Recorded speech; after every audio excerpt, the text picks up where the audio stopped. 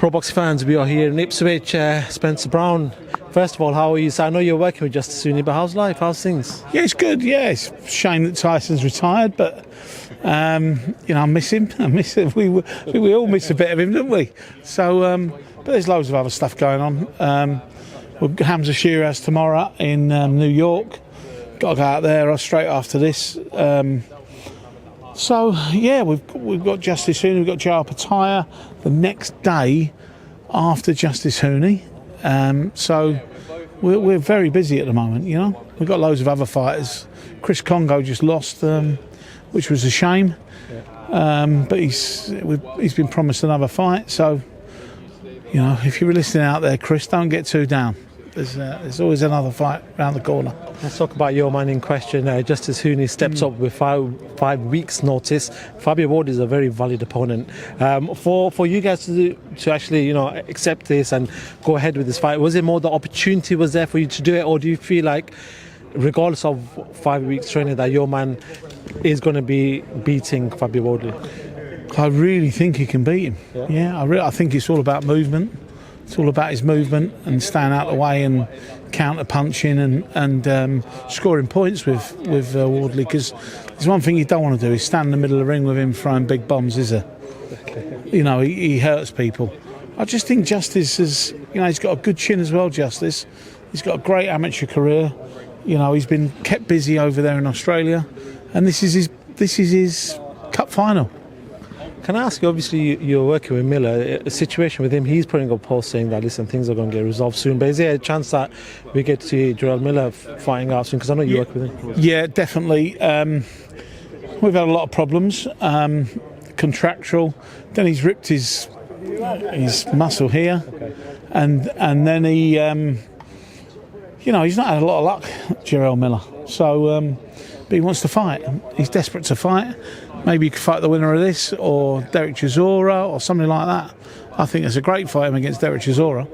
I think the fight's now become a bit more hardcore to the boxing fans in regards to the name of Justis Huni. I think Jerrell Miller, you'd know yourself that he sells the fight really well. Yeah. For you then, how do you sort of push this out? It's a different strategy, right? It's a completely different strategy. This is for the boxing hardcore, isn't it? This is, and the people of Ipswich. That's what it's all about, and they're going to make history in Ipswich, aren't they? This is, has it been done before here? I'm not sure it's been. I don't know if it's been done here before, but where do you get potential world champions in Ipswich? It just doesn't happen. Nice little town.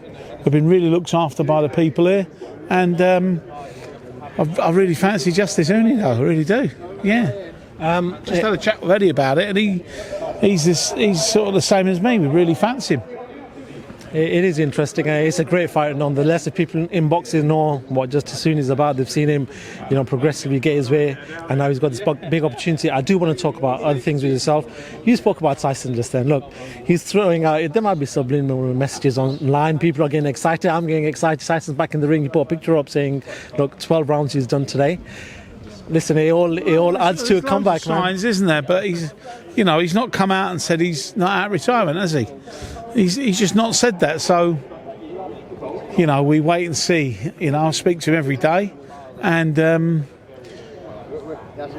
does he want to come out of retirement? Some days I think he does, and some days maybe he doesn't, because, look, it's all about. He's very, as we know, he's got a lot of money. He's got a lovely life. He's got 7 kids. Got a lovely wife. He's got a big family. We don't want him to fight again. So that goes against. Probably might want to fight. I don't know. But he's retired at the moment. But he's told you stuff. He puts stuff on himself. I don't ring him and say, let's go and put this video on today, saying you're coming out. He just does it. That's what he is, isn't he? I spoke to AJ actually in Riyadh last weekend, was it? And he said, look, I'm keeping an eye on it. I'm keeping an eye on what Tyson's doing, because at the end of the day, we can talk about everything. An eye on AJ as well. Yeah, of course. And look, that's the fight that everybody wants to see before both men call it a day. And finally, I know Tyson's sort of gone into the sunset right now, but there's opportunity possibly to reel him back. I'd like him to fight Usyk as well again, because I think he won that as well. I just think he's got the beating. Look, the proof's in the pudding, but we think he won the last fight. That second one, definitely thought he won it, and I think he'd like to put it right. You know, he'd like to put it right.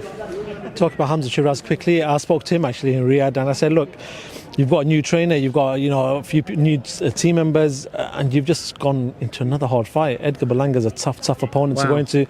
That boy's got balls of steel, right? Yeah, he's a big lump as well, isn't he? He's big at the weight of Berlanga. He can fight.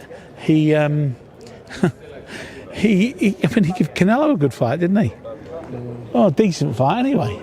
You know, so Edward Berlanga is another step up, and he's gone up in weight. You know, I just think Hamza's game's a pebble. He wants to. He don't care. He doesn't say no to anything. I'll fight him. Yeah, no problem. It's got to say something about the kid, doesn't it? He's only 20. What's he, 23 now? Yeah, so he's only 23, so he's got a long time in the game, but he's stepping up very quickly.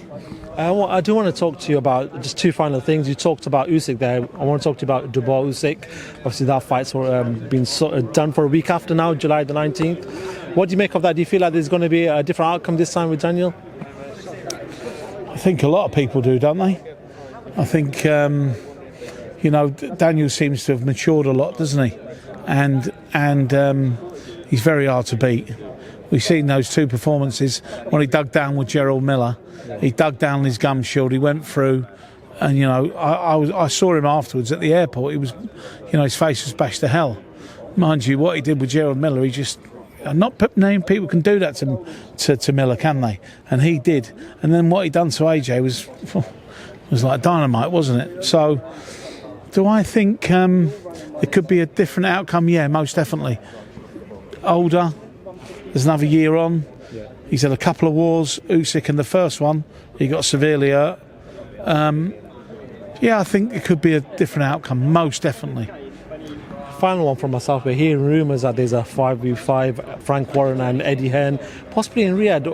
What can you tell us right now? We don't know much. We've just been told possibly an August date as per the Ring magazine report. There is an August date for Ring magazine. I don't know if it's 5v5 or whether, there's the American fighters involved. But Eddie has got a lot of American fighters, hasn't he? But there might be other promoters get people on the card. I'm not too sure.